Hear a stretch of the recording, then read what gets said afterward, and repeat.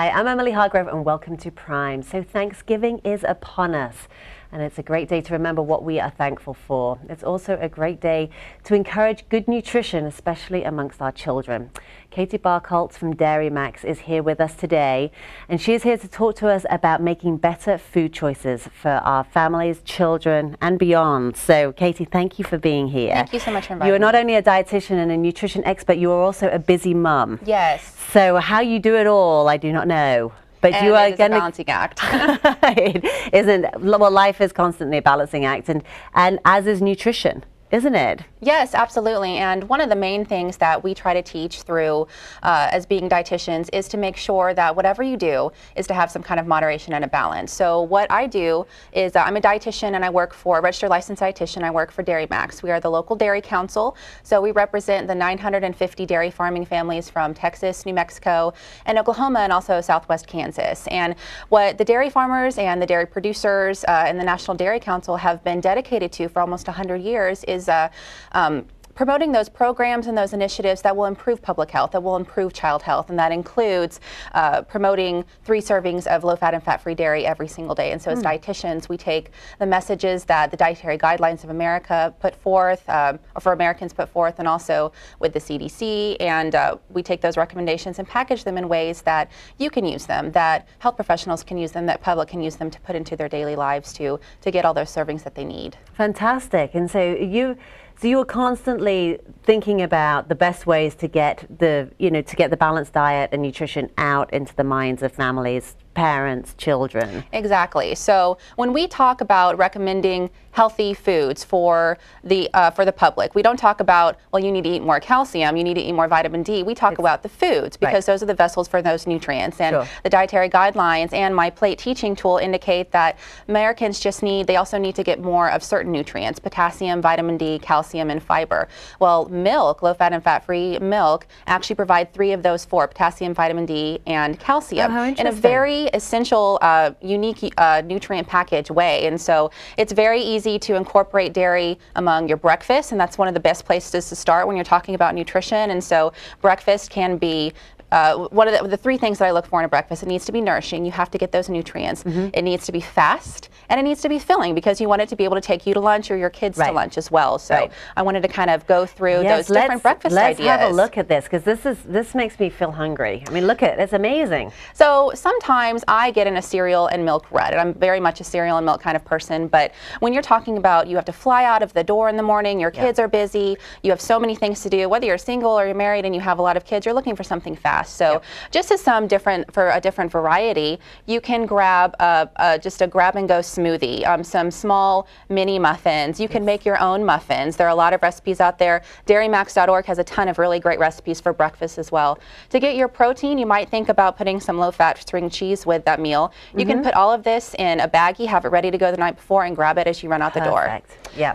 Another option is low-fat granola can be very, very tasty, and you can always mix that with a whole grain cereal, and that's a very filling meal as well. Again, you can put that with a take-and-go milk, shelf-stable milk if you'd like, or just put your milk in a grab-and-go cup and add that with a banana. Bananas are almost nature's fast food. I mean, they're perfectly packaged, and you can just run out the door with that. So that's something that, again, can be put in baggies. You can take it as you go.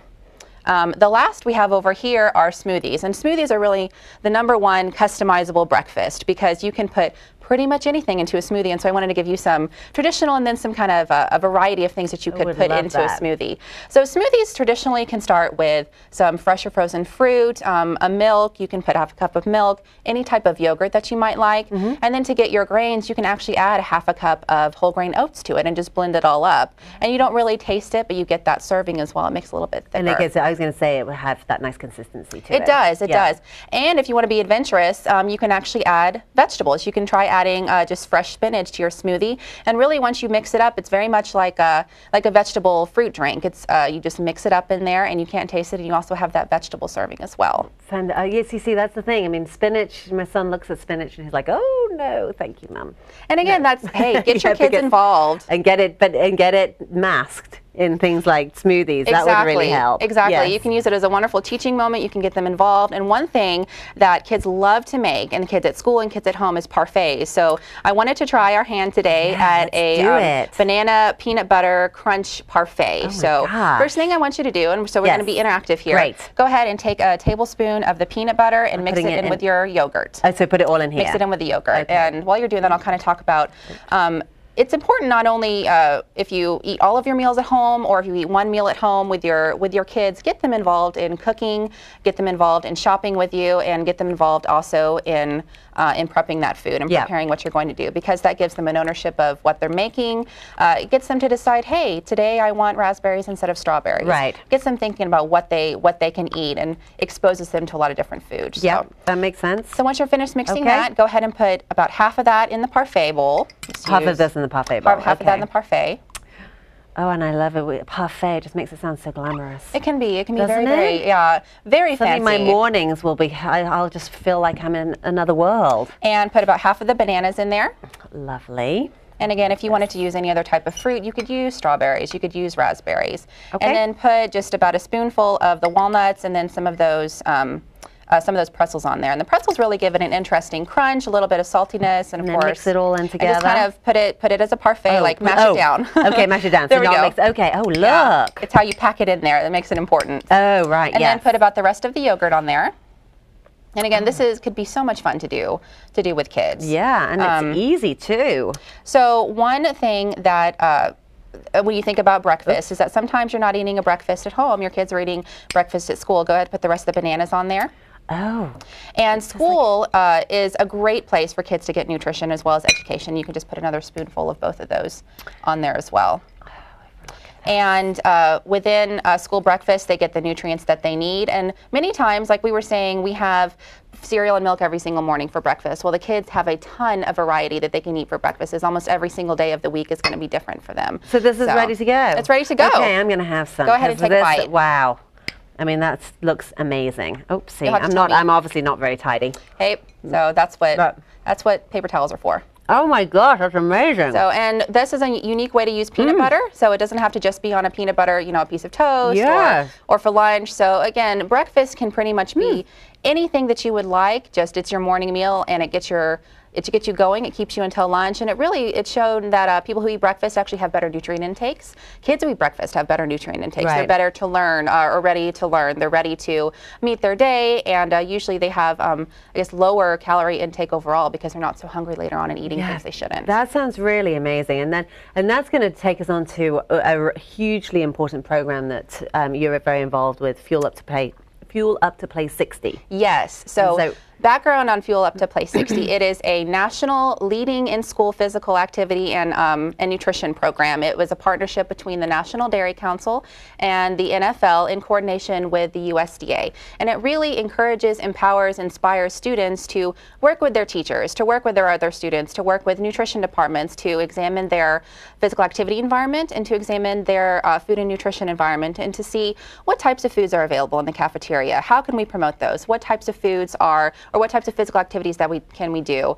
Can we have a walking club in the morning? Can we make in-class physical activity breaks? So it really looks to incorporate that nutrition message, get them to have the advantage to consume those nutrient-rich foods at school, as well as get more physical activity. And so is that nutrient-rich foods that that parents bring in for their children, or actually within the canteens? So within child nutrition programs and those school feeding programs at breakfast and lunch, kids have the opportunity to eat about 2 meals every single day. So it's about 50% of their calories. And the child nutrition departments have been so innovative and progressive with what they serve the children. They also have to abide by guidelines set down by the USDA and by the Food Nutrition Services to make sure that they're serving their students the nutrients they need, the calories that they need, the fruits and vegetables, the whole fat or the low fat and fat-free dairy, and those whole grains as well. So they're very conscious as to what they get to feed them, and then they're amazing at the type of creativity that they can do with those meals. Well, they are. I mean, and how many schools? 73,000 schools across the nation are involved. About 70,000 schools across the nation, and in Dairy Max land, you have about 8,000 schools that are involved in the program, and it's over 1 million students that are actively involved involved in the program. So wow, and I think recently, just a couple of weeks ago, Marion Elementary was involved, and then one of the Cowboys players went up there. Is that right? So it is. So fantastic program that Field to Play 60 is. It's not only resources and tools to engage students to do things in their within their school day, it also allows them to enter into contests, what we call challenges.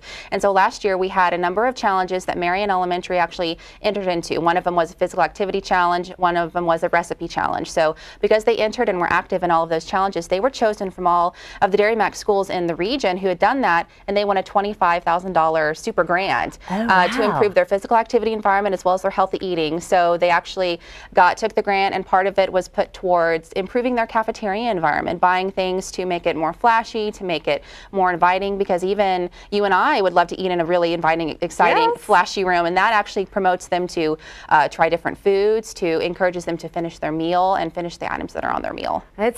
What an amazing program, and the fact that, so they recommend 60 minutes of physical exercise every day. Yes, and these are not just, Dairy Council recommendations. These come from the Center for Disease Control. 60 minutes of physical activity every day is essential for children, to maintain their weight, to help them to build strong bones, to build strong muscles, and they can continue to have those habits as they grow older as well.